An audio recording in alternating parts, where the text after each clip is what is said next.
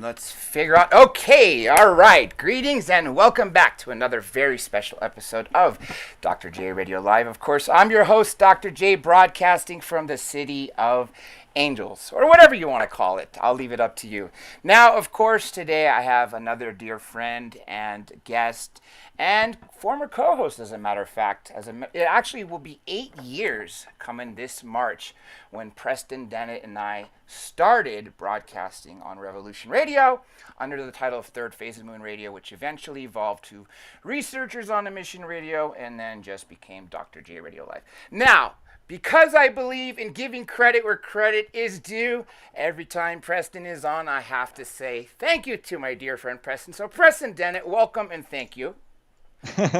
Hey, Dr. J, thank you. And you probably know why I'm going to thank you, especially because of the life-changing experience you provided me, which is really the whole reason I'm doing this and have been doing this for 8 years. I'll remind people again, especially for those who may have not heard it, going back to July 7th, 2007, living in Los Angeles, in literally downtown, or more Hollywood, should you say.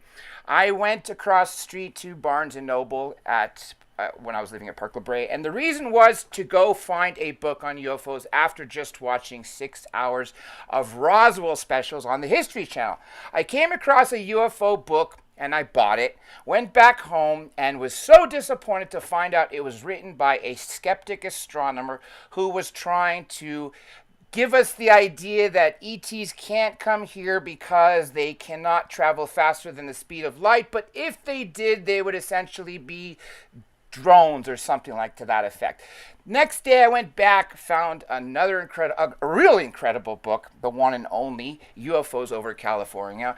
Bought it, came home, and literally did not stop reading it until I'd finished it, slept, and reread it again the next day. Wrote the author, and it happened to be Preston. Met with him not too long after that, and the rest is history. So again, Preston, thank you for that book and for everyone else you have written.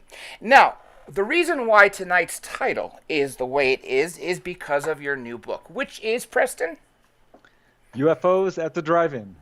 And when you told me about that, as me and you were discussing what should we go through tonight, and we talked about your new book, I said, okay, that's kind of unique. I have not heard something so specific, but you've actually uncovered several cases, actually more than 100, about UFOs targeting people at drive-in theaters. So, how did you go down that route? I mean, that's a very, very unique route. That would be like saying why people target people at supermarkets. I mean, it's not even saying why people target people in prisons, because that would be something to study. But drive-in theaters, very unique. Yeah, I have to tell you, I was shocked. Honestly, I've been in this field for decades and didn't know that there was cases like this out there. I knew there was a couple years and years ago. Geez, it's got to be in the mid-1990s, I would guess. A lady came into my office. She was a new employee. Her name was Claudia, and she found out I was a UFO researcher. And she's like, wow, you'll never guess what happened to me. And I'm like, please tell me. And she described a really strange encounter. This was at the Paramount Drive-In Theater, 1972, here in Southern California. And she was there with her family. Her sister, her parents, and suddenly she noticed people were running by her car, screaming and dropping their popcorn, dropping their drinks, getting into their cars and peeling out. And she looks at her parents, and they're just completely entranced, totally hypnotized, staring at something. And she looks out the window and sees this giant, classic flying saucer. Silver, metallic, little lights around it, totally silent. Actually, she said it was making a kind of a whooshing noise, but it was below the level of the screen and right there in your face. So this was really a strange encounter. I'm like, wow, that's crazy. And didn't think, a whole lot of it other than I thought, this sounds unique. So I've never heard anything like it and kind of shelved it. Was years later, I'm writing UFOs over Colorado, one of a series of states I've done after California. Came into 3 cases in a row. Boom, boom, boom. I'm like, okay, this is a thing. This is definitely a thing. Something weird is going on here, and let's dig into it. And that's when I started to get a real shock. There was a lot of cases, and nobody knew about them. These are new cases. Aside from the commonality of drive-in theaters, what else is specific to cases that involve sightings and contact with some of the cases that happen at drive-in theaters? Yeah, these are not normal sight. Excuse me. These are not normal sightings. Your average sighting is kind of a flyby of an anomalous light at night. Four witnesses maybe, and it darts, maybe stops for a second, moves off. This is much more profound, and really, it's got some very significant differences. The main one being that these are very low-level sightings. Generally speaking, these things drop down and go right over the screen, right over it. 10 feet up, 15, 50 feet maybe. So we're talking Or like throwing a rock and hitting it, literally. exactly. Right to the left of the screen, above the screen, or to the right. That's their MO. So this is really strange, and it goes beyond that. It's not just a drop down and, hey, look at me. They stay there a while in some of these cases, and it goes even farther than that. They not only come down and stay there, long lasting, they put on a show. Honest to God, they do stuff that would just blow your mind. Now, So this is a little different than typical UFO sightings where it's like the ETs are observing us from afar. Like you said, many cases occur at night. You might see what looks like a star darting in a irregular pattern, which you realize it's not a star. But something being 10 to 15 feet off the ground, when people are paying attention to a screen, and this object being to the right or left of the screen, right there, clearly it sounds like it's wanting people to see it. I mean, that is beyond, reasoning. That's what it wants people to do. But why do you think that's the case? Well, that's exactly right. I mean, that's kind of the first conclusion that was pretty darn inescapable. They want to be seen. Normally, UFOs are evasive, not here. And another significant difference is we're dealing with generally, on the average, more than 100 people. 200, 300 is not at all unusual. And there's nothing like that out there in the UFO literature. Honestly, nothing. I've looked at concerts. There were a few sightings at concerts and sports venues. Yep, a couple.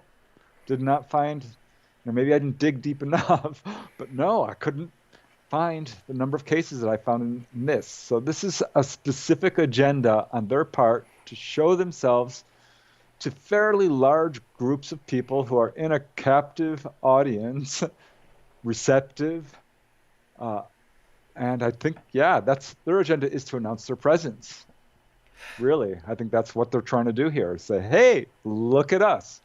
Now, you did say, and this is actually perfect time that you just said that, because this ties in with a major story that everybody has heard because it's made the rounds, which I'm sure you know this, Preston, which is the Israeli general, 87 years old, essentially said that UFOs or ETs and humans are in cahoots, that we have a base on Mars, and the extraterrestrials are the ones that want to stay hidden because we essentially are not ready. That's the gist of the news that came out this week. And we in the United States are much slower at acknowledging than, say, Israel is. So, Yep. you mentioned a couple minutes ago, or a few more than that, that these cases seem to be recent. Now, the first case you mentioned was 1972. Do you think that these cases are happening because they're trying to speed up disclosure, acknowledgement, whatever's going to be the next step? Or, I mean, when you say recent, how far back do they go before 1972, or is it something in the last, say, 10 years? Right. Well, what I meant when I said like these are new cases is that these are cases people haven't heard of. Okay. They're not in UFO books. I found one in a UFO book. These I dug up in UFO News Clipping Service, lots out of newspapers, a lot of them from UFO reporting centers, archives, and things like this. But yeah, there are current cases, and this is definitely part of their agenda. I think to not only announce their presence, because why announce their presence? What's the reason? I think it's to push towards open official contact, to join us into the Galactic Federation, which is probably out there. I know this is a controversial thing. This Israeli guy, security chief, I forget what his title is saying, but it's totally logical if there are large groups of, people out there. That they would unite. Exactly. Right. That's what I would think too. I mean, it's the logical thing to do when you have more than one group, and you need to figure out the politics. Well, you get a group of extraterrestrials together, different worlds, and they need to figure out, okay, what happens when we encounter another planet that we've never seen before, and the beings there are, say, not so advanced. These things need to be discussed, and that's why there would be a need for a council or a federation. Again, very, very plausible. So I know some people poo-poo that topic, but again, if you step back and think about it, it's just a logical thing. And that general, if I'm not mistaken, said we've been in contact, I believe he said 9 extraterrestrial species. Yeah, and I have to tell you, people I've interviewed and people whose contact stories I have read have mentioned something akin to a federation or an organization. So, yeah, I think there's reason to believe that this is true. And this guy is not the first whistleblower of a fairly high level to come out and say we're in contact. Look at Paul Hellyer. He said it, and he's the former Defense Minister of Canada. Yes, and and it probably is debated right now because Paul Hellyer was the highest ranked politician in the world to talk openly about this. I guess the next debate is going to be, or people are going to say, is General Eshed a higher authority than Paul Hellyer? I don't know. I'd probably side with Paul Hellyer, but it looks like we're finally getting somewhere. And to me, and I'll say this again, 3 years ago this month, when we first heard of the Tic Tac UFO or saw that footage, that to me was disclosure, because this reminds me back to Roswell. Back in 1947, you actually had Roswell Army Airfield have a press release that said, we captured a flying saucer. They didn't say we captured an unknown object. They said flying saucer. And of course, the next day they say, or I don't know, was it the next day? Because I've heard it was 2 days later. Regardless, they go back and say, oh no, it was weather. How do you screw that up? I always wonder to myself, how can people who have read that newspaper back then honestly step back and say, okay, they captured a flying saucer, but they have to fly a weather balloon that they realize the next day is not a flying saucer, but is a weather balloon, but that needs to be analyzed in Texas? I mean, no one sat there and questioned, like, wait a second. It just blows my mind. But the reason I bring up the Roswell is because 2017, 70 years later, was another announcement. 3 years later, here we are now, and we have this General Eshed. You have a new book, and so, again, what you're seeing with these new cases that you're showing people, you've, over 100 cases in your book? Yep, starting from 1950 and moving up pretty much to the present day. And so you have these cases where extraterrestrials are purposely showing themselves. Now, out of those sightings, Preston, how many turned into contact or abductions? Very few. It's really kind of interesting what's going on here. This is much more, I would say, kind of just a hello. How do you do? This is us type of encounter. Most are what we would classify as close encounters of the first kind. Not all of them. Some are close encounters of the second kind because they're affecting the screen, they're affecting the speakers, it's affecting the people. There's a couple of cases that could be abductions because there's amnesia problems, what could be missing time, some humanoids in a couple of cases. But ultimately, and this kind of tripped me out, I was like, if you kind of want to be technical about it, every single one of these cases would be best classified as a close encounter of the fifth kind, or a human-initiated encounter. Because that's essentially what we're doing. We're calling them down with these movie screens. Let me first acknowledge super chat from Third Phase of Moon, my dear friends, the Cousins brothers in Hawaii, and reading your message. Of course, I definitely will collaborate with you, gentlemen, after this. Again, I want to thank you very much. These are my mentors, especially, like I said at the beginning of this, when Preston and I started broadcasting radio on Revolution Radio. It was under Third Phase of Moon Radio because I'd been working with them going back a year prior to that in 2012. Even to this day, you've caught me on their channel this past week a couple of times. So again, gentlemen, thank you very much. Now, Preston, you mentioned Close Encounters of the Fifth Kind, Human-Initiated Contact. That reminds me something that I read in one of your books. NBC, I believe it was, 84, 85, and around that era, Los Angeles, there was I think it was a rap party, some party where they had the NBC Peacock. And Yeah, a light came down, right? I'll let you finish that. Go ahead and tell that story because that to me was the first time it sounded like, well, maybe we can imitate that. exactly. This is one of the first articles I wrote on this case was really one of the first about how to call down UFOs. And it can be done using lights, as this case shows. I interviewed this guy by the name of Arnie Weiler. He was a special effects or a set dresser for NBC. And there was this guy there he was working with by the name of Rick Liebert, who did do special effects for NBC. And he would set up lights and lasers and put on little shows. And this was one of them. This was down at the George Page Museum in Santa Monica, downtown Santa Monica, very close to La Brea Tar Pits. Where I used to live, Third and Fairfax. Yeah, it's a very densely populated area. Uh, and they were out in this field setting up this very large display of pitch hole lights, which are big, bright colored lights that you can program. Set up in a kind of a shape of a peacock's tail, sort of a half or three-quarters of a disc almost. And no sooner do they turn these things on and start, flashing the lights, when boom, two actually objects come swooping down without any warning and sort of hover there and look at this display of lights. And Arnie sees them and he points them out to Rick. He's like, "Oh my God, look, what are those?" And Rick's like, "Oh, those are the UFOs. They always show up when I do this." And I'm like, "Wow." It was Arnie. I spoke with Arnie first and had him put me in touch with Rick Liebert. And Rick confirmed that incident and told me others as well.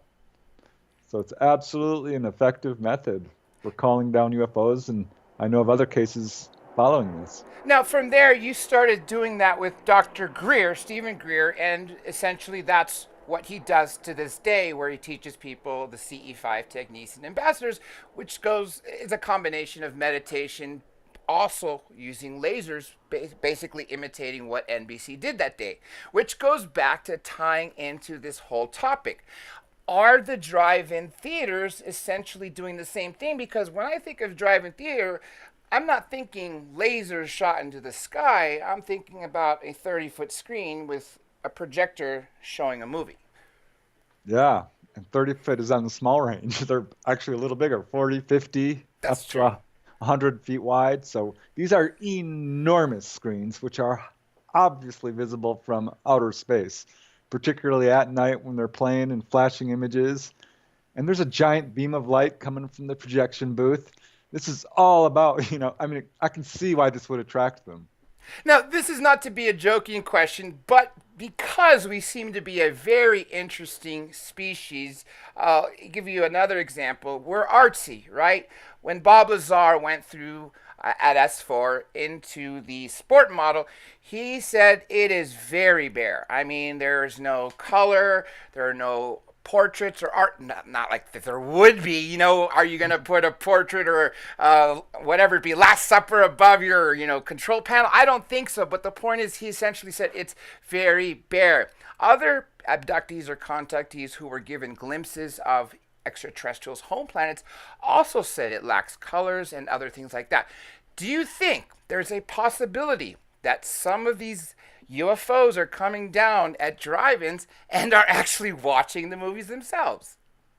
Yeah, this is a great question, but I want to just back track a little bit as far as, you know, uh, what you said regarding the inside of UFOs. And that's true for the most part. We don't see paintings, there's never like some song playing but there are colors for sure. People do describe pastel colors. They describe very aesthetic lines. It looks beautiful. And people also describe, uniforms that seem to have designs on them. So there is some, but you're right. It's very muted, very subtle, and not common. And I do think, and I looked into this. I'm like, gosh, are they there for the movie? I started looking at the movie first. I'm like, well, Simpsons movie, Jurassic Park, Exorcist, King Kong. I hope they're not there to study us if they're watching the movie. James Bond. So it was no real pattern as far as the movie. And in most cases, they don't stay for the entire length, and they sometimes move behind the screen, and they're putting on their own show. Or they'll knock the theater out, Of power, you mean, right? Right. Or the projectionist turns off the movie because no one's watching it. So no, they're not there to watch the movie, though there are a few cases where it looks like they did because they stayed there the entire time. So most cases, no, but a couple of cases, yes. I think something else is going on here ultimately. Now, that famous case that John Mack investigated in Zimbabwe at the school, where an extraterrestrial craft landed and ETs came out and the children saw them. Has anything like that occurred at any of these drive-in theaters? I mean, maybe not where somebody consciously remembers it, but did anybody under regression say, hey, I happened to be at a drive-in theater in 1978 or whatever year it was, and a craft came, put on a light show, and then landed? Nope, no landings. One came about 2 feet to the ground, and one hovered above a tree. They've nearly touched the screen, but they've never actually landed. No real messages. It's interesting you mentioned the schoolyard things, because that's the only thing that I could find that's at all similar to what's going on here. With the schoolyards, also 100 cases, also starting pretty much precisely in 1950 to the current day, and very low level in front of large groups of people. The only real difference is the groups of people here are much larger. And diverse. Yeah, yes, more adults. And it is at night. In the schoolyard cases, they land, and humanoids are seen in 30% of the cases. And here it's closer to 1% to, let me readjust that. It would be about 3 to 5%. Because there are a few cases. But there is definitely, here's the case that made me like, okay, I know what's happening here. This was at the Wellington Circle Twin in Medford, Massachusetts in May of 1963. And this case comes from George Fawcett, a very, I would say respected researcher. And he interviewed this person who had this incredible encounter to relate at this theater. Suddenly, 2 glowing discs. They're watching the movie. 2 saucers drop down out of the sky and park kind of in the sky next to the parking lot in this case. Sometimes they go to the parking lot rather than the screen itself. But very obvious. Everyone turns and looks at them. 2 more come and slip under the first 2, which rise up a little bit, followed by 2 more and 2 more after that. So now we have 8 discs, a virtual fleet of objects, in 2 columns of 4 each.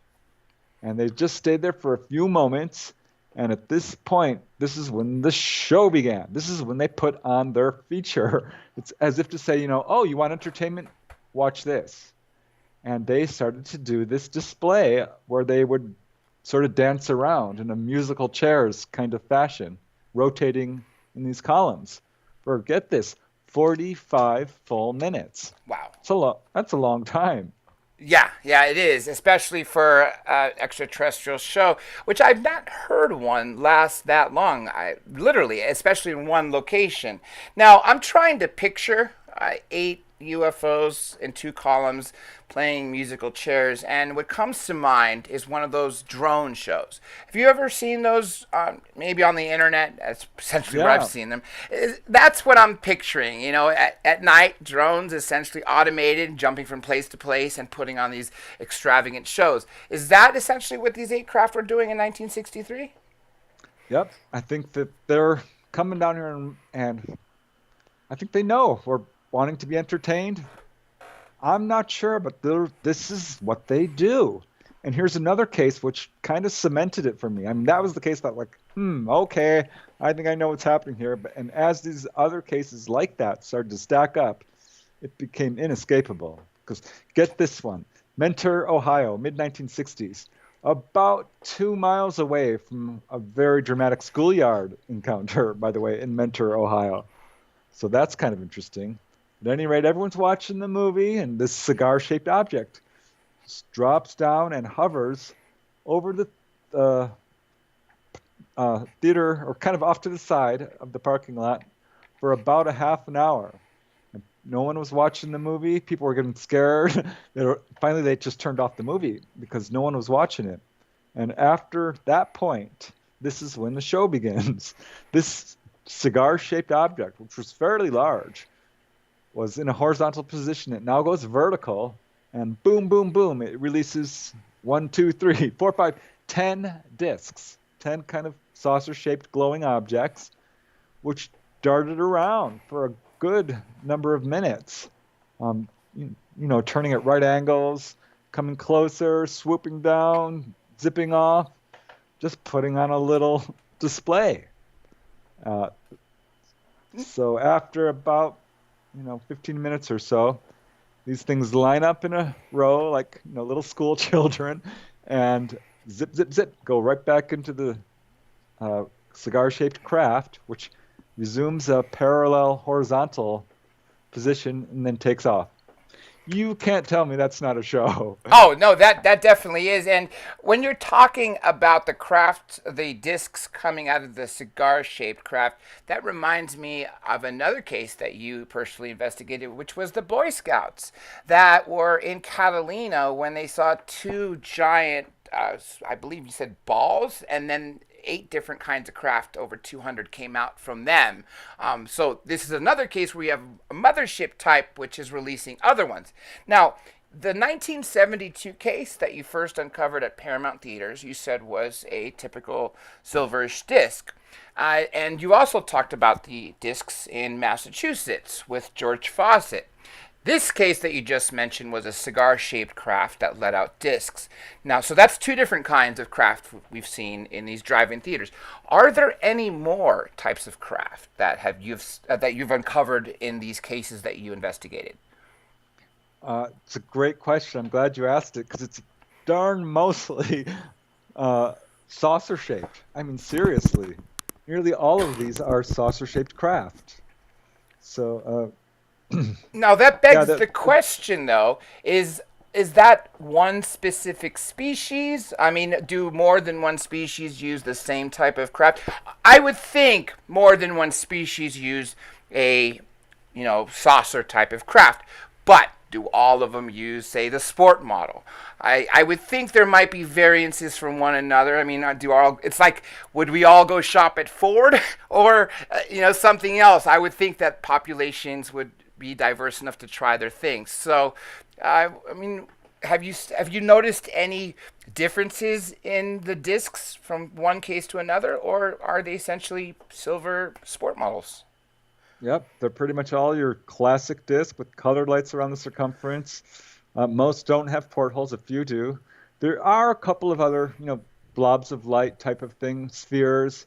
There was one kind of boomerang-shaped craft. But by and large, these are your classic saucers of about 20 to 40 feet across, maybe a little larger in some cases, but some cigar-shaped for sure, but largely just your classic flying saucer. Do you have any inkling of what species is involved in these drive-in theater shows? Because if I'm not mistaken, the 20 to 40 foot diameter silver saucers are the small grays? Yeah, I would really like to know, because no, I don't know. And there's one case with really, well, actually, there's a couple of cases with humanoids. One occurred in Fort Lauderdale, Florida in 1973. I don't have the name of the theater, and this is kind of a secondhand story, so I wasn't really able to follow up on it, but certainly fits the pattern. Yeah, 1973, everyone's at the theater. Suddenly, the projectionist shouts out, "Hey, everyone, look, this is not a hoax. A UFO is flying over the theater." And sure enough, there was. It was your classic silver disc, maybe 50 to 100 feet high, and it was circling around the theater. There were portholes. The main witness, he looks up and looks through the portholes and can see humanoids, but can't tell what kind of people they are. They just look like figures, humanoid figures. Did that person notice if those figures were bald or couldn't see? Nope, they were just silhouettes. I see. Big So, heads, at least, or no? It couldn't even tell that. No, he didn't say that. No, so it looks like we just don't know in that case. But here's a really weird case where we do know, and it's the witnesses got some interesting theories on this one. This was late 1960s, Bogalusa, Louisiana. This family actually owned their own little drive-in theater. The main witness was a college student at the time, had come home one evening, and her family was already running a movie. So she decided she's just going to do some laundry, and then she's going to do some night hunting. This is in a kind of a rural area, and she grabs her headlamp and her rifle and goes out to this sort of wilderness area behind the theater. And she can see the movie playing. It's less than a quarter mile away. She can see the projection booth, the whole thing. But she's kind of, let's see, in front of the theater, I guess you would say. Look, and she keeps her headlamp off because she doesn't want to scare away the critters. She knows a good place she's going to go, this little pond.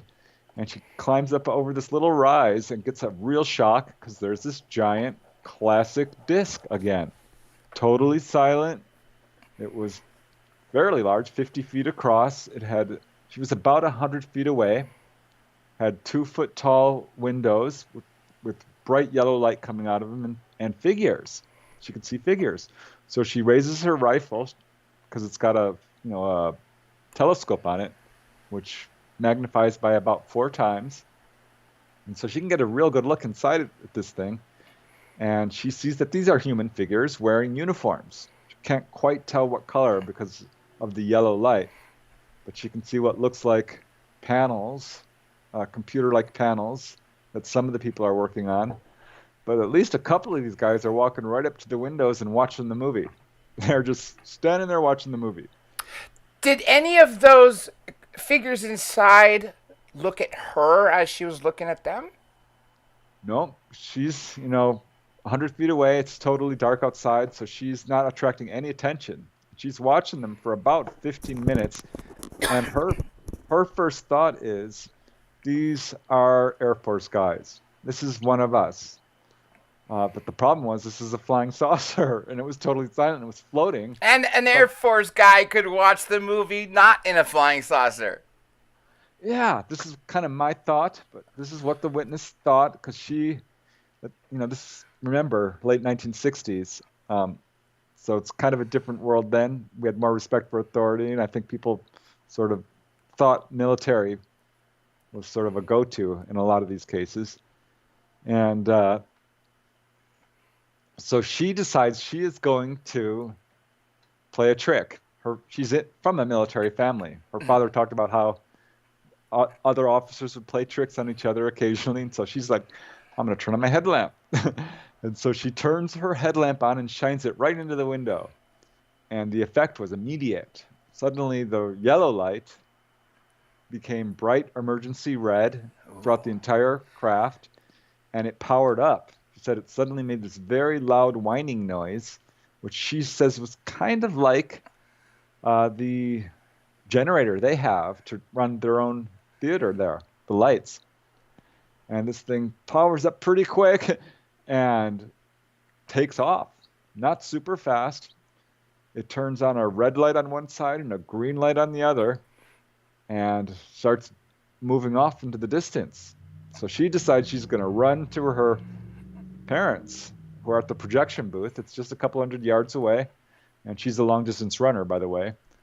So she takes off and gets there and tells her father, look, this thing is still in view, but it's pretty far off now. She's like, what's that? Look at that. What do you think that is? And her father takes a look at it and says, well, it looks like a plane. She says, well, no, it's not a plane. I can tell you that because it was saucer shaped.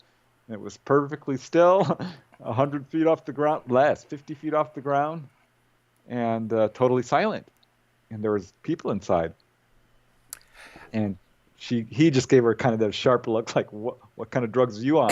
Yeah. So she shut up and actually kept quiet for decades. She's finally made a report to MUFON, but she was by then in her 70s. Whoa. Yeah, she really kept the lid on this. Let me ask you this, Preston. Since people, when referring to telepathy, talk about a voice that comes in their head, that is their own, by the way, but is many times speaking in a way that they themselves don't speak or possibly using words that they don't use. So they know it's not them, but it's their voice playing in their head. Has anyone at any of these cases that you uncovered while watching these craft at the drive-in theaters ever report having a thought pop in their head that didn't seem to be their own? No, I can't say that happened, but we do get some really weird effects. I'm going to say, the original case I investigated with Claudia and her family had a kind of a strange ending. And it took me a while to figure out what's going on here, and I'm still not sure. Because I asked her, well, what happened next? She says, honestly, I don't remember. I'm like, what do you mean you don't remember? I mean, this is a huge event. Did it move off? Did you see it go away? She said, I don't remember. I'm like, really? And she says, well, here's what I do remember. They didn't talk about it. They never discussed it. This is something that happens fairly frequently in these cases. Not always. Sometimes it's the talk of the town, but sometimes people just don't talk about it. And it wasn't until several years later that she was with her mother in the kitchen and they're listening to the radio, and it's a call-in show, and some guy calls in to report his UFO sighting. He's like, oh, I was at the Paramount Drive-In. It was 1972. It was a metallic disc. People were dropping their popcorn. And she's like, oh my God, that's us, Mom. Listen to this. And her mom's like, yeah, I remember that. And Claudia says, well, yeah, me too, but why didn't we ever talk about it? And her mom had no answer, and neither did Claudia. But I think I do. I think the answer is that this is purposefully sort of suppressed. Yeah. Thank you for saying that, because I was just going to interject and say, isn't that the case of so many abductions? What was that case about 35 years ago? The 4 gentlemen that were camping. Oh yeah, Allagash. Thank you. After the fire went out, they came back and they saw that craft going away. They just went to sleep. Nobody talked about it. Time and time again, that's what you hear in abduction cases. And by the way, speaking of abductions, I have a message from Blake and Brent, cousins, brothers of Third Phase of the Moon. Let me read it to you. Tell Preston that we are working on an abduction case. We would like to discuss with him the incident. So I will get you those details after this, but I wanted to say that publicly to you right now because we are talking about abductions. So why do you think the suppression occurred in this case with drive-in shows?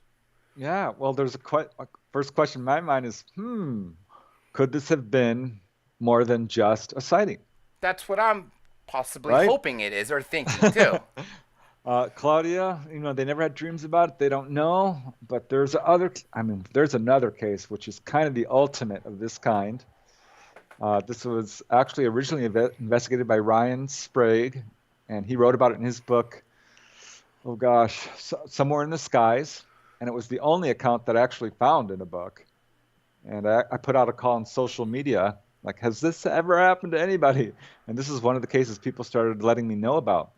I got some other great first-hand cases, but I was able to talk to this guy firsthand. Scott Santa is his name.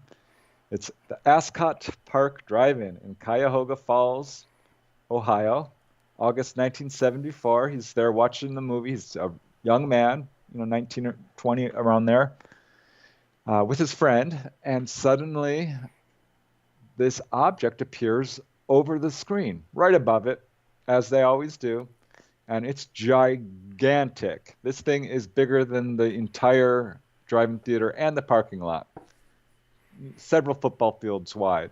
This thing is huge.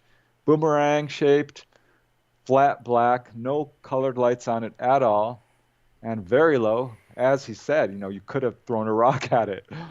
And it was very strange because as soon as it hits the screen, not hits, but gets to the level of the screen and starts to approach over the cars themselves, the movie goes out. Zip! It's completely black, as does all the lights in the entire theater and anyone whose car is on, and the snack stand. So it's a complete circle of darkness around this entire area. And it goes beyond that. So, people are jumping out of their cars. He did. And you could hear this low, not almost hear, but feel a thrumming, kind of, a really low bass thrumming. Also, his ears popped. So there was some sort of change in pressure, right? Yeah, pressure. Really weird. And almost like an Oz effect. The Oz effect where everything gets silent, kind of. Yes. So he was describing this. And this thing was it didn't stop. It just came right over the theater at maybe 5 to 10 miles per hour. No panic. And by the way, there's some serious panic in some of these cases. But no, everyone was just kind of awestruck, dumbfounded. How he put it was zombified. And that was not the first person to say that. Entranced, hypnotized. That's a red flag. Yeah, catatonic too, I would think in some of these cases if they're not panicking, which I would think I would be, right? Yeah, well, some do, some don't. It's really interesting. So everyone here was just kind of entranced. And this thing just moves over relatively quickly. And once it's leaves the premises, once it kind of passes over the theater and the parking lot and moves on, the screen powers up, the snack stand powers up, all the lights power up, everything just powers up like a switch is flipped. And you know what happens next? People get in their car and continue watching the movie. Again, simply forget about it, which implies 100%. Suppression. Implies, yeah. I'm going to say it certainly does. And he didn't even remember. He remembers going to the snack stand afterwards, the bathroom. There was a line getting back from the car, but nobody was talking about it. And this should have been an uproar. And not a single person talked. And he didn't even remember it for, about 2 years. And he's walking in this bookstore, looks down, and there's a book by Edward Ruppelt. You may know who that guy is, Project Blue Book. Yes. He wrote a book on, I think it was called Unidentified Flying Objects. It had the word UFO on the front, and that was enough to break through the wall of amnesia. This is what we call a cue, a trigger. Something, people will suddenly see something that reminds them of their original encounter. It can be like a mannequin, with a bald head, or the cover of Whitley Strieber's book. That was a huge trigger. Oh, yeah, it still is, as a matter of fact. Right? So he sees that word UFO and gets a little shaky because this whole experience just pours into his mind kind of instantly. And he was pretty upset about it. It shook him up. He's no longer in touch with his friend. He didn't know anyone there at the theater, so he's kind of left alone with this and has considered hypnosis, but doesn't really want to open up a can of worms, which I understand. And thought about putting out an ad or something, but no, he's never really done that either. So this makes me wonder, and certainly he wonders, could he have had contact? And I wonder if many, if not most, if not all of these cases ended up being so, but just people don't recall, especially since a lot of cases of. I've remembered this for a long time, and I know me and you've discussed this even going back several years, that most of the cases where people are seeing craft is usually coming to or going from an abduction. Would you agree? Yeah, people. That's why the whole classification system doesn't really work. People are like, "Oh, I had a sighting. It's a CE1." Well, one person's CE1 is another person's CE3. Yes, yes, exactly. And one thing I love about these cases is you have mass witnesses at every single one of these. And for everybody out there who always asks about evidence, I know this evidence issue has been a huge thing for the last month, where people say, "Show me the evidence, show me the evidence." Well, people seem to forget that testimony, eyewitness testimony, is evidence. You don't need anything more than that. The only thing you need to do at that point is analyze whether that person is credible or not. Remember, folks, people's testimony has put people in the death chamber, literally. It takes one person on the witness stand to end someone's life.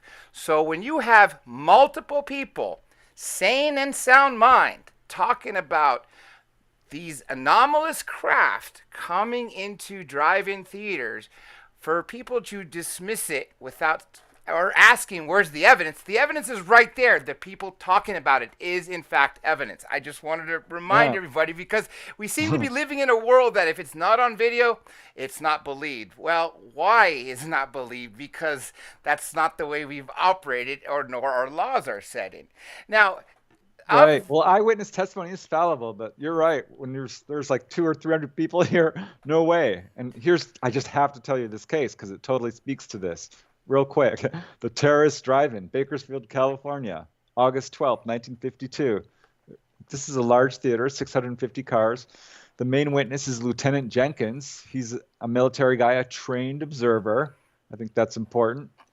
And this object drops over the theater, comes right over the screen like they do, and flashes its lights like they do, and completely impresses everybody. There's no sound, and it darts off like a bullet. He calls the local sheriff, Deputy Leroy Hatfield, who takes his testimony, and Hatfield hangs up the phone. When it rings again, it's another person who had been at the theater, also wanting to report it. And after the fourth phone call, Leroy Hatfield decides he's just going to go down to the theater, goes there, takes the testimony of 30 people. There was 100 people who wanted to give testimony. He's like, "That's it. My arm's too tired. I've got what you saw." And he had a very clear picture from 30 witnesses, all describing a dirigible-shaped object with yellow lights, metallic, silent, which hovered over the theater about 20 feet over the screen and moved off like a bullet. So he submits a report to the Air Force, which turned out to be Edwards Air Force Base, and it was routed to Blue Book and went past Blue Book. Get this, to the Air Technical Intelligence Command at Wright-Patterson Air Force Base, UFO Central, and Ent Air Force Base in Colorado, which is where we track all air traffic, to the very highest level of government, the Director of Intelligence at Washington, D.C. So this is pretty darn good evidence. I saw the files on this. They're public record. And it's very clear our government knew about this phenomena from the very beginning. This is 52. And there's other cases that went right up to Wright-Pat as well. So they knew, 200 witnesses there, all saw this thing. It's a great case. In many of these cases, or in any of these cases, let me ask it this way. Have you talked to anybody who just had, sighting of a show of, lights or craft putting on a show, but that person that you spoke to was an abductee that had abductions that were not part of the drive-in show, but have had them prior to and after? Nope. What I did find was a couple of people who were driving home from a drive-in and got abducted. But the UFO wasn't there at the drive-in. Probably, I'm guessing it knew the person was there. But no, this is a different phenomena. This is an agenda to say hi. to say hello, and how I kind of what I compare it to, because I started putting these out on a map. I'm like, hey, maybe I'll find some weird pattern. And I found a map of all the drive-in theaters in the United States. This is largely just a U.S. phenomena, because that's pretty much where drive-in theaters are, just here in the USA. And the theaters cover the United States. It's pretty thick. And then I put all the cases down on a map and I overlaid it, and it kind of lined up directly with all the drive-in theaters. But what I did find was sort of an interesting pattern in timing. What these things did is kind of did what I would compare to a book tour or a concert tour with a musician or an author. They go from city to city to city and put on a show. It's exactly what they're doing. But they do hit some theaters more than once. There was one theater in Canada, actually, in Charlottetown, Prince Edward Island. UFOs visit it so often that the owners of the theater put it in their advertisement and said, want to see a UFO? Come to the drive-in. I wonder if that had an increase in sales after that. And I'm curious if after tonight's stream and people buying your book, if there will be an increase in people going to drive-in theaters once they're back open, of course. Yeah, hey, they're having a big resurgence. The real heyday for them was 50s, 60s, and 70s. And then VCRs came along and technology changed, and they almost all died. But they've got a very loyal fan base. There used to be thousands upon thousands. Now there's several hundred. But most states have them. And I've got modern cases. This is still going on. I'm telling you, it's going to happen again. Oh, I miss going to theaters, and we can definitely use drive-in theaters right now if we can't go into theaters in general. So I'll just say that with alluding to the C word without actually saying it, since I will get in trouble.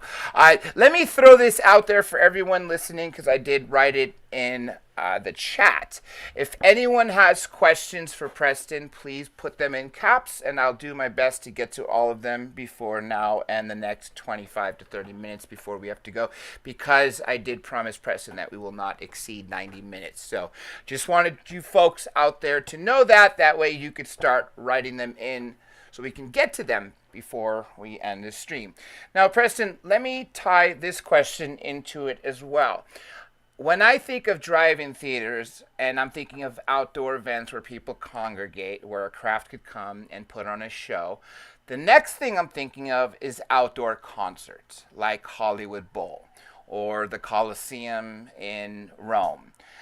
Did you see any common cases that are similar to what happens at these drive-in theaters with concerts, or is this literally specific to drive-in theaters? It's largely specific. It really is. I did find a few concert sightings, a few at high school football games. Yeah, no, that's another thing too. And things like this, but those, generally speaking, were not low level. And I'm like, why? Why? What's different? What's going on here? And I think there's a few important differences here, and that the ETs did this absolutely intentionally. Because it's, say you were to go over a Hollywood Bowl. How many people are there? Thousands. Yeah. 10,000, 20,000, thousands of people. That's a lot. I don't think that they want to show themselves to that size of an audience. They like an audience of about 100 to 500. And this is people in their cars. So that several people have brought that up. Like maybe it's got something to do with the cars. And I'm like, I don't know, but they sure do like to chase cars down the road, don't they? I'm glad you said that, because a friend of mine, and Blake and Brent's actually, it was their friend who they introduced me to him, had a case where not too long ago, a few months ago, a craft was essentially following him when he was driving, I believe, on the freeway. And I'm sure you heard Miley Cyrus said she was driving. I think she said in Bakersfield, coming back from Vegas or something like that. Her and her friend also were chased by a UFO. So, this is not a one case. This is seems to be a recurring phenomenon. Yeah. So my question is, what the heck are they doing buzzing cars and planes, and sometimes people acting like joyriding teenagers is how I would kind of compare it to. And a couple of people brought that up without prompting. They're like, well, maybe they're teenagers coming to the movie on a weekend. I'm like, well, you might have something there. And I have to tell you, I have a few on-board cases where people are taken on board and swear up and down that these Greys who were piloting the ship were teenagers because they were darting around and having fun with it. And we see that. We see that darting sort of dancing behavior fairly often, and usually in what we would term a display, which is what these are. So maybe this is, the young aliens doing this. I don't know, but I sure would like to know if this is the gray. I'm guessing it's all different types of ETs. It sounds like it, especially with that one case with the woman who looked through the rifle scope and saw humanoids, essentially, that sounded to me, with, you said uniforms, looked like what, more human-like? She said Air Force, right? Or that was another case. The point is, it Yeah. sounds like multiple species. And now, throughout this entire time we've been talking about this topic, I'm sure you've noticed that the questions I've been asking you is trying to understand why. And I've not really essentially finding that outside of they want to say hi. And that's what they're doing, putting on the show and wanting to say hi. So, going back to the decades you have of research yourself, have you uncovered anything else outside of that's what they're trying to do, is just put our attention onto them? Well, this is definitely part of their campaign. What I would say a publicity campaign. And I think this is exactly what's going on with schoolyard encounters as well. They find an audience that they can sort of show themselves off to that's going to sort of slip in discreetly into society without completely upsetting the apple cart. Most of these driving cases make the local news, but that's about it. I'm guessing there's far more than the 100 I found, just because most people don't report it. But ETs are much more interested than just showing themselves off to us, because they are taking people on board, and they are educating them about alternative energy. They're educating them about the state of our planet, and they're educating people about our own, I would say, spiritual heritage, our psychic abilities, who we are. So that is kind of their main agenda. They're like people. They all have all kinds of agendas. I mean, they're hovering over mines and taking our metals. Yeah, That's an yeah, agenda, right. right? And going back, Anunnaki, weren't they mining monatomic gold? Yeah, and I'm telling you, that's definitely a thing. I did a 2-hour presentation on UFOs over mines, that's absolutely one of their agendas. But they are interested in all things human. They're interested in our planet, whether this is because, they've been genetically interfering, I guess is one word, messing around with our genetics seems to be part of the attraction of them to us. Our relationship to them could be much closer than we think. And some of these guys could be basically our children, coming from the future, or our ancestors, or some way related to us. Especially, I mean, some of them look human. So what's going on here? I'm glad you brought that up, because a chapter in your book, Not From Here, I don't know if it's volume 2 or 3, was Aliens Are Us. And I love that chapter because it talks about something that I've really been starting to pay attention to. I mean, obviously, it's something I've debated with for decades, but now it seems to be far more a good explanation for a lot of these cases, which is that these could be time travelers, either us in the future or generations down the line coming back to see when we screwed up. A big case that comes to mind is RAF Bentwaters. After Jim Penniston touched the craft and he had the binary code in his image in his head, went back, wrote the zeros and ones, stored them away. Decades later, when what was John's last name?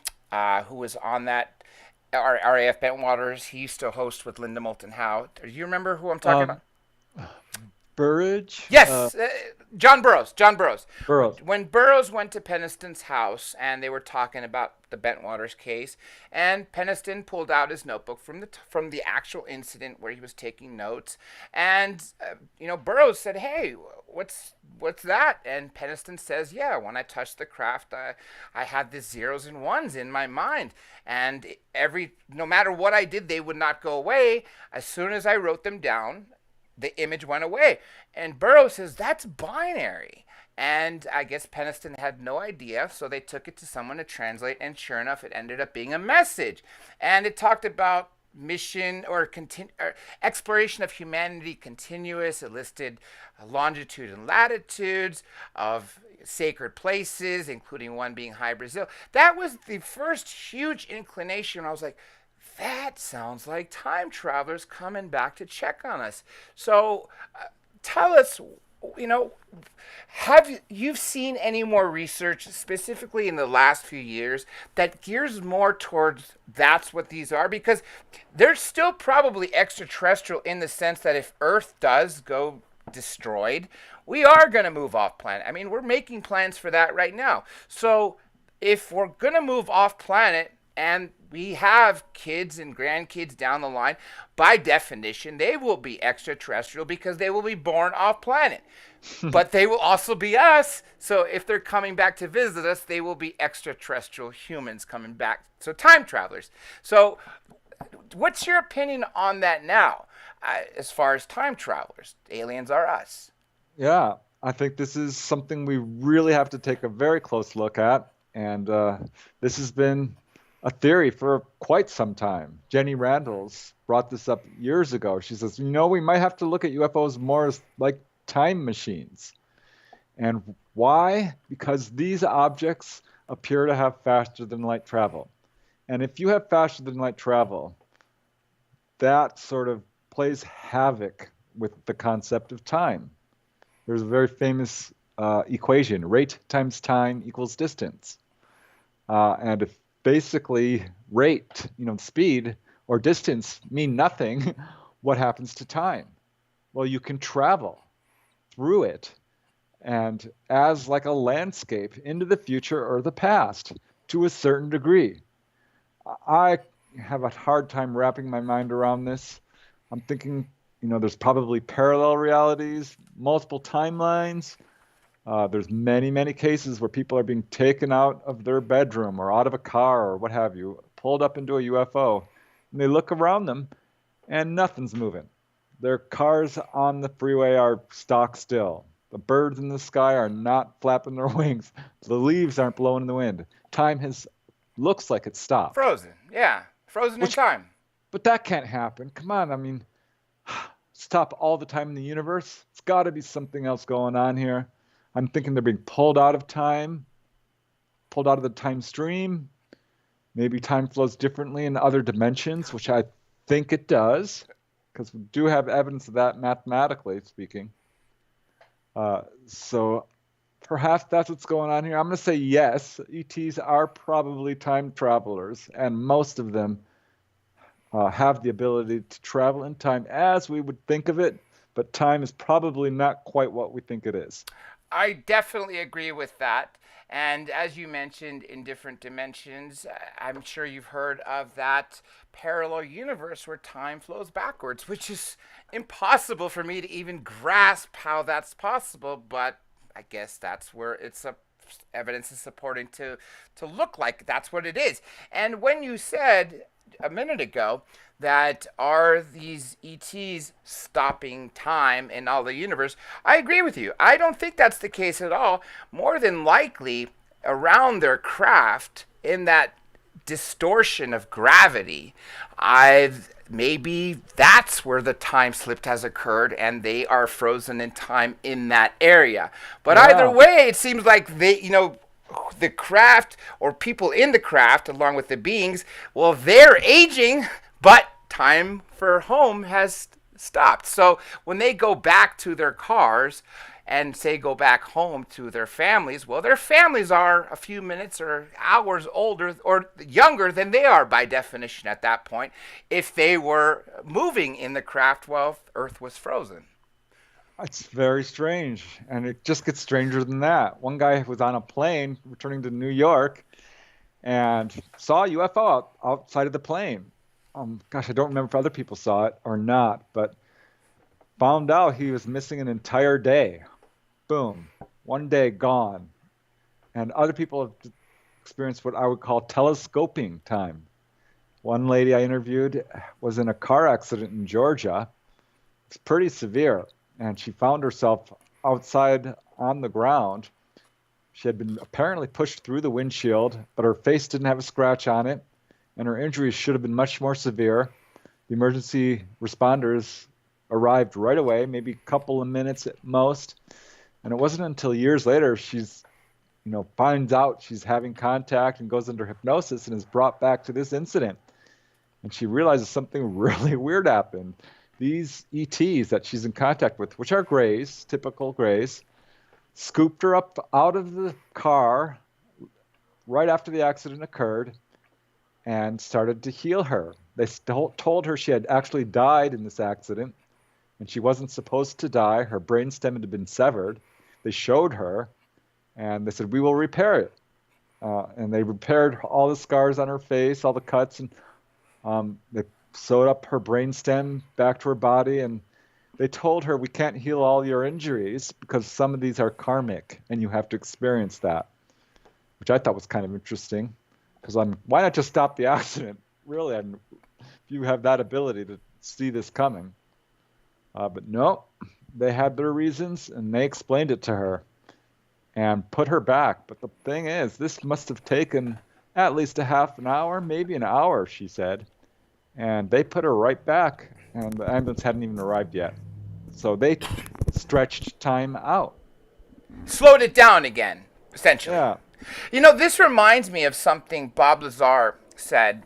This is something that many people don't know unless they were present in 2015 at the UFO Congress where he spoke or saw that interview or presentation. Actually, I say interview because George Knapp was on the stage with him essentially interviewing, and the reason I like that more so than anything else modern of Bob Lazar is because he says different things.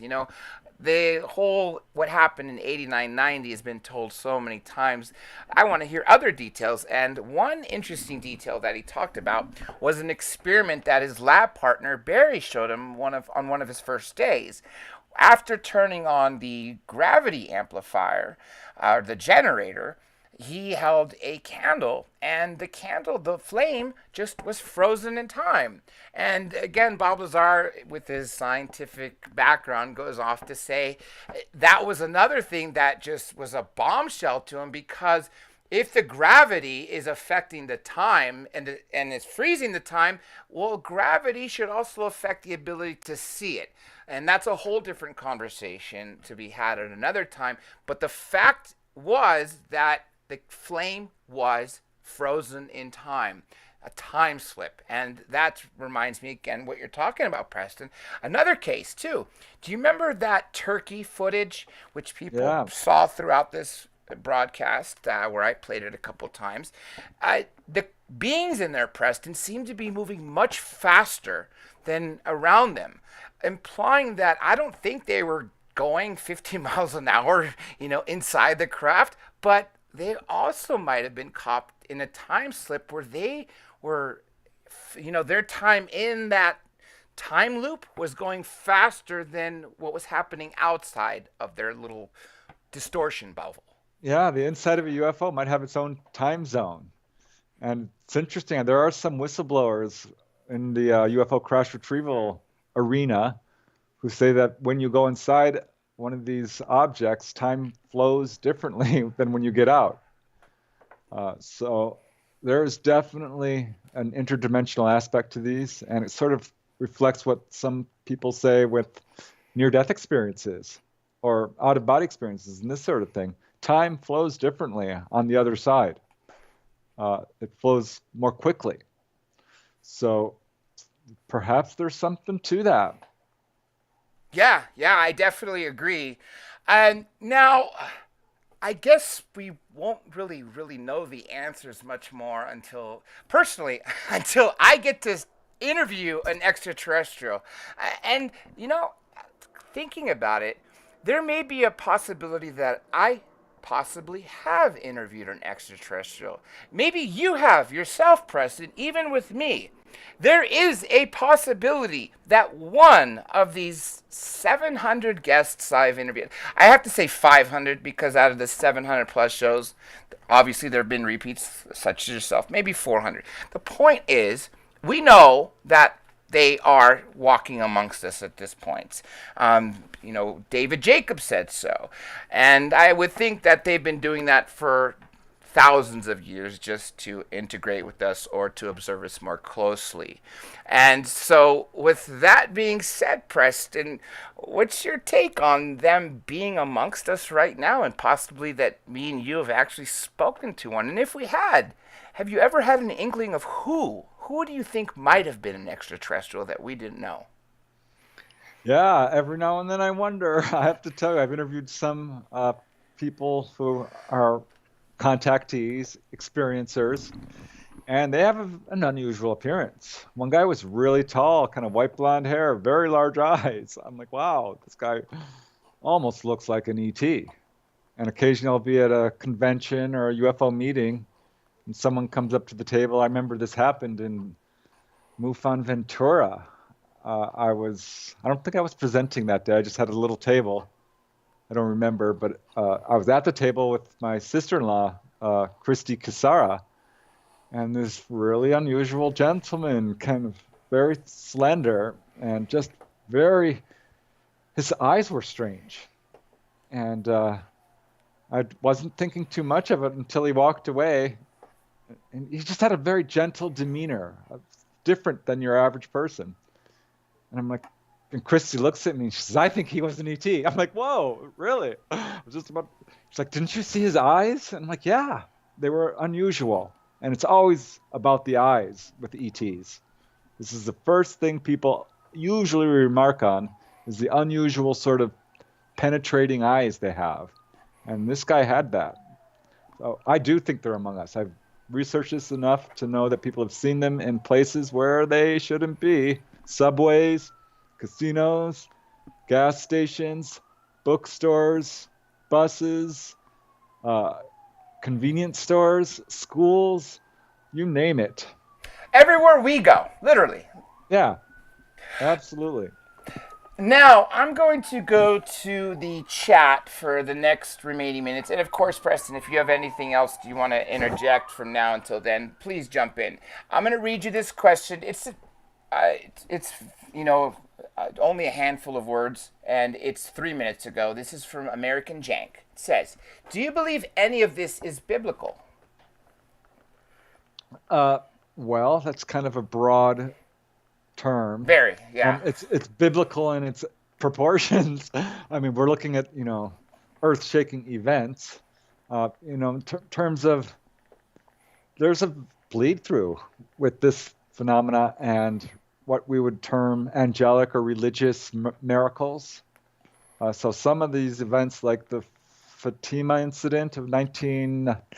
30s? Oh, yeah, you're right. It was before the 30s, somewhere in there. 1918, around there, is pretty much believed to be a religious miracle. But L.A. Marzulli is like saying, no, I think this is probably what we think of as UFOs, because there are accounts of people seeing metallic saucers. And one lady who was taken on board, I interviewed her. The ETs told her directly, what you think were angels in the past, that was us. And I have to tell you, some people I've interviewed who are very religious, and they've told me that, yes, there's going to be a biblical type rapture apocalyptic event. So there is sort of an interesting tie-in to religion and what we would think of as, miraculous events. So that's kind of biblical. I'm glad you brought that up about the angels, because I've said that literally I want to say, if not all my life, as long as I could remember, at least since I was 3 or 4, and obviously as getting older, reading things literally, going back and reading what's supposed to be Greek mythology. Well, I read it literally, and I come to realize that I don't think these people were making up fantasy stories. I mean, if you're gonna write for the first time and you're one of the few people in amongst those people that could write, are you really going to waste your time to make up a story of literature, or are you going to document what's happening? And I've always took it as when people painted angels with wings, that the artist was trying to portray to us that that being had the ability to fly.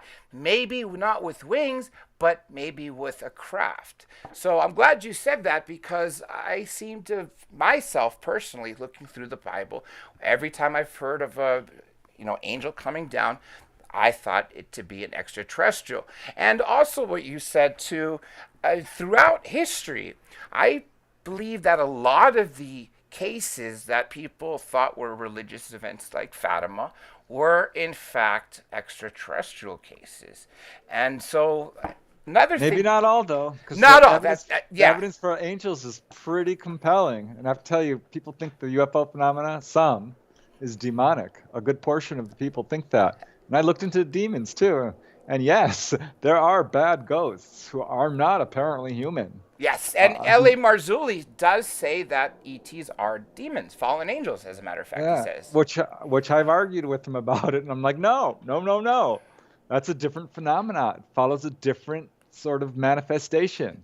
It's pretty, clear cut. When someone says, "Oh, I've had UFO contact," I can, to a certain extent, predict what they're going to say, just the same as someone who's claiming to have had encounters with, negative spirits.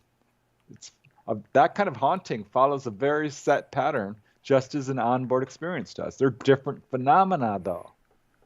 I don't agree with Jacques Vallée. I don't. I think maybe some of these UFOs are not extraterrestrial. Okay, I can say that that's a possibility for sure, because we don't know for sure. But I don't think that all of them are some mysterious intelligence that wears a different mask and can be, appear however it wants. I think some of these, at least, are aliens, are extraterrestrials. And I'm not just saying, speculating here. Well, I am to a certain extent, but it's logical because these things are leaving burn marks on the ground. People who are being taken on board are not where they're supposed to be. We have crash retrieval accounts. We have the saucers. We are flying them around. We are reverse engineering this technology by all accounts. This is going on. So that if it's true that we do have these craft physically at Area 51 and Wright-Patterson and Norton and all over the world, really, then, well, we know what we're dealing with here. Extraterrestrials, biological beings like us, but more advanced. You also mentioned the rapture, and a lot of people, if not all, people who have been contacted, taken on board crafts, abducted, are shown these images of violent things happening on Earth, violent weather patterns, volcanoes, earthquakes, essentially the end of the world. Why do you think that is, other than that they're trying to show the future that we're heading towards? Or are they trying to show us a potential future that they're trying to scare us straight? I mean, there's so many different ways to look at it. I mean, is there any way to avoid this rapture? I don't know. And this also goes to something I said to you this past week, in which you reminded me, or actually, you're the first to tell me that Whitley Strieber said this in the past, which is that if ETs are crashing all the time throughout history, and why haven't ETs gone back and picked up the bodies and craft of the ones that crashed? And George Knapp said, which is what I repeated to you this past weekend, was that they are essentially leaving them here for us to speed up our evolution as far as technology. So, do you think that is still happening to prevent us from this rapture, to speed up the technology for us to get off Earth? Or, I don't know, what's your take on all this? Yeah, it's curious. I th- this is a very common message. It's the most common message people get, which is warnings about against nuclear proliferation, our warlike ways, pollution, and major Earth changes. And this is very consistent from the beginning. Doesn't matter if you're talking to George Adamski and his ETs or Truman. They all, Greys, praying mantis, they're saying the same thing, the human-looking ones. So that I think is significant, and I do think that there's two ways you can look at this, that these messages are literal, and I think that's probably true in some cases, because people have said, oh yeah, this happened and that happened, and the predictions they were given did in fact occur. However, many people have been given predictions which did not occur. Like they're going to show up and they don't show up. Yeah. This sort of thing. So I'm like, all right, some of this could be, like you said, scare tactics. Like, guys, wake up. We're showing you this, and we're telling you it's going to happen because it's going to happen if you don't do something, but it's not necessarily locked in, written in stone. So maybe there is an element of that, but more and more I'm taking this literally because of what we're seeing. And right now, right? Yeah, I mean, wherever you look to for knowledge about our future, scientists, oh, it's grim. Look to the Native American elders. Look to, channelers. Nostradamus, remote viewers. Oh, yes. So it's the same message coming from a wide variety of sources. Like, guys, you have to wake up. This is not how, you're a little out of balance here. Now, I'm going to save some of those questions for the future because we can do 2 hours on literally possible timelines, how we can get out of the coming mess that we seem to be in right now. I would think that if they were going to get us off the planet, they probably would have done so in 2019 before 2020 started to hit and essentially put us in this weird state of destroying the middle class and implementing lockdowns and other things that I can't say without knocking this off air and probably ruining my channel for good, so I will refrain from that. But I would have hoped that things would have gone along further. Now, people are being visited by extraterrestrials, and it seems that the messages are going straight to the people from the ETs because we're not being told those messages by the governments. And if that General Eshed was truthful, or if the information is true that he said that the ETs themselves are the ones that are keeping themselves hidden, well, then that sort of defies the logic of why are they putting on these shows, which is totally opposite because they're clearly wanting people to see us. So do you think that this is going to continue, that people are going to see drive-in theater shows or more craft, I'm sure 2020 was a huge year for sightings. And I don't think it was more so that people were just stuck not being able to drive and do what they normally did. It's that there literally was a ton of cases. And it seems to me that they're trying to make us more aware that they're here and we're not going to get the answers from the Oval Office. I don't think it's ever going to happen because too many people would have to own up to killing people, committing crimes to keep this a secret. It would just, I see why there are people of the old guard would still want to keep this hidden because of what they participated in the secrecy. So I would think that hopefully by now you would have had some contact, open contact, and ETs would be down the street, but we're not there yet. Do you see that coming anytime soon? Or what do you think is the next step for disclosure or acknowledgement? Or is it just going to be people continue to have their own contact? Yeah, as far as the ETs, according to that General Eshed, what's his name? Yeah, General Eshed. Saying that we're not ready. I'm not sure that is disinformation or information, you know what I mean? Because I feel like perhaps that is true, perhaps it's not. Because, like you said, they are showing themselves and they are contacting people. But on the other hand, they aren't landing, are they? They No. aren't. They're not announcing their presence fully, officially. They're not doing that. And they probably have good reasons for doing that because I don't think they want to upset society. They don't want to upset, you know, people who are religious or, economics and all this science. And this would have a huge effect on almost every aspect of society. Are we really ready for that?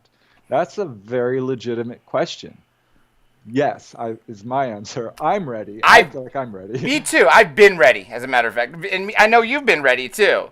And I'm going to guess most people are going to be just fine. We've dealt with a lot of other things. I mean, we deal with life on Earth. It can't be any harder than, knowing you're going to die. Yeah. You know what I mean? And constant tragedy and the mystery of what's going to happen tomorrow.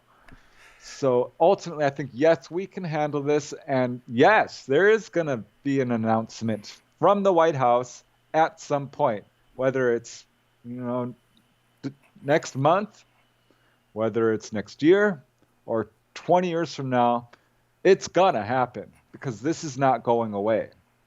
And if it's not the White House, it'll be another government. So yes, disclosure is going to ramp up at some point if they want to remain in control, and we know they do. It's to their benefit.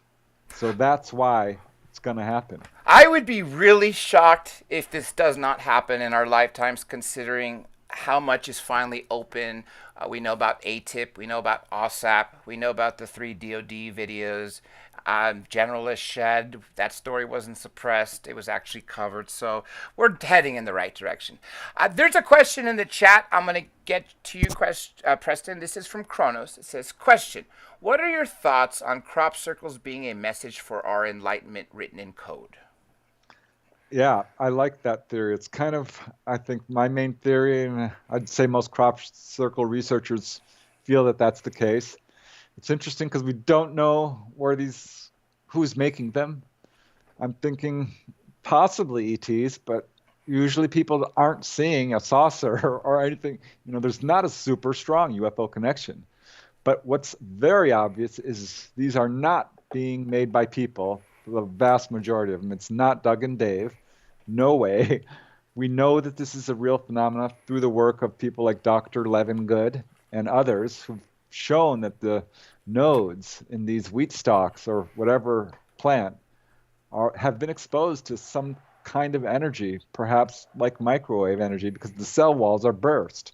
They're not normal. And the meaning that is so obvious and apparent, it's undeniable, like the Mandelbrot set and some really super complex crop circles, which are stunningly beautiful. Have a really strong effect on people. And so I think, some are in response to what we've sent out there, which is also mind-blowing. Yeah, so it's definitely something to do with consciousness and waking people up. And I think it's an excellent method, except for the poor farmer who's, losing their crops. Yeah. But it really is just a sort of real obvious sign and lets people sort of start to question things without being threatened. You know what I mean? They're not being taken. They're not seeing anything that's going to hurt them. It's just a message. And it seems to be a very positive one. I'm going to say a couple things, Preston. That way I'm going to see if anyone else has any question while I say these things. Other than that, if they don't, then after I finish, then I'll get 1 or 2 last from you before we wrap. So, first, let me tell everybody, if you've tried to pay attention and see if I posted anything on Facebook and you realize, wait a minute, he's gone. His account's no longer there. Well, it wasn't me. They banned me. That is right. I have been officially banned from Facebook, Instagram, and Twitter. For Twitter, because I showed support for President Trump, and I lost 39,500 followers. Instagram, I've never said anything about politics. All I've done is promote this show. 70,000 followers gone, my account is closed. Facebook, same thing. Literally used for this show, it is gone. So, I have been shadow banned. And so I don't want any of you thinking, oh, I just disappeared. No, no, no, friends. I've had to take care of some physical things in the last couple months. And just to let you know that I am fine, and that is why I am back. 2021 will be a remarkable year, but we're not there yet. I still got a few tricks up my sleeves in the next couple weeks, so all you have to do is make sure you pay attention to my YouTube channel until I open up some new social media, which is going to be a pain because it have to start from the scratch, but that's okay. If it has to be done, it will be done. The only account left is Minds, M-I-N-D-S. So please, if you don't have a Minds account, open it. It is open source. It is it's not censored. Your freedom of speech does exist there, and it pays you in cryptocurrency just to use it. And you could find me there at Dr. J Radio Live. That is DRJ Radio Live. Also, old shows that you've never heard unless you were paying attention in 2013, even 2012 or 2014 that I've never had a chance to upload here, you will see as I start to upload them. And you will hear some where, as a matter of fact, me and Preston were interviewing people from the very olden days. And so pay attention to those because those won't be live. They'll either be premieres where I can interact with you in chat, or I will just upload them in between days. Watch out for merchandise coming out in 2021. And if anybody out there wants to join the team and help, well, we could always use some people, especially if anyone knows editing, video editing. That it could be something that we definitely need. If anybody has any fascinating footage, please get it to me, and I'll do my best to share it. And of course, I will leave your information in there for people to direct link back to where your footage came from. And of course, if it's something that Blake and Brent can use at Third Phase of the Moon, I will definitely get it to them as well. And outside of that, I do want to thank Alex Owen. Thank you so much for your super chat. Alex, your dear friend, thank you for conversations that we've had in the past couple months and for your moral support in my illness that I've had to reckon with. Also, I have another question for you that has popped up here for you, Preston. This is from Mr. Sanchez. It says, why are they in code? Why are they not in English for us to understand the crop circles? I can only speculate. There does seem to be a symbolic aspect to it, for sure, which is something we see with some UFO encounters, for that matter. I guess they don't want to hand us the answers, or just to sort of wake us up. I could not tell you, but there are some people who do feel like these are meaningful messages and have translated them to a certain extent, sort of decoded the crop circles. So one of them, I'll throw in my little 2 cents on that. You recall that message that Carl Sagan sent out in Binary? About our DNA, we're the third planet in our solar system. Our solar system is, they listed where it is in our galaxy, where our galaxy is in the universe. Essentially, it broke down our DNA and showed the radio telescopes where we were broadcasting from. And then not too long after that, we got a similar message, also in Binary, which the differences were, instead of being the third planet from the sun, they were occupying 2 planets in the Zeta Reticuli star system. Instead of being the size we were, they were shorter than us with giant heads. I believe their DNA structure was different in that Binary message. And also, instead of having radio telescopes, they showed that they were broadcasting that message through something else, which possibly was light. So that is one message that we were able to understand because it was written in the same language that we had sent the message, which this was a reply. So that's what I wanted to throw out there, which I'm sure you know that case, Preston, right? yeah. The Arecibo, I think that was the Arecibo message, if I'm not mistaken. Now, with that, let me see if there's any other questions for you. I don't see any more. If I've missed anyone, I promise you, friends, I will get to it when I bring Preston back. And don't worry, Preston is so full of knowledge. I never run out of information to talk to him about. Even when we don't do it on this show, I go to his house or call him or whatever it is. I'm always talking UFOs and other things because he's a dear friend of mine. And there is one more question for you here. This is Alex Oyen again, Under the Veil. Have there been crop circles in every state, ones that are real and not fakes that have been debunked? Not that I know of. Not in every state. There does. I'm guessing there probably is, but I'm not an expert in crop circles. But I do know of a case in New York. I know of a couple in California. Let me see, Oregon. There's been some in Canada. And it's not always just crop circles. There's, in ice and weird other, substances, I guess. But I'm not sure if it's been seen in every single state. It's really sort of most strong in England, I believe, but is a worldwide phenomenon. Kind of like mutilations are centered largely in Colorado and New Mexico with cattle, but actually are all over the world and involve all kinds of animals. Yes, and as a matter of fact, there was a case not too long ago where there was crop circles. I believe they were in Kenya. I think that's where they were.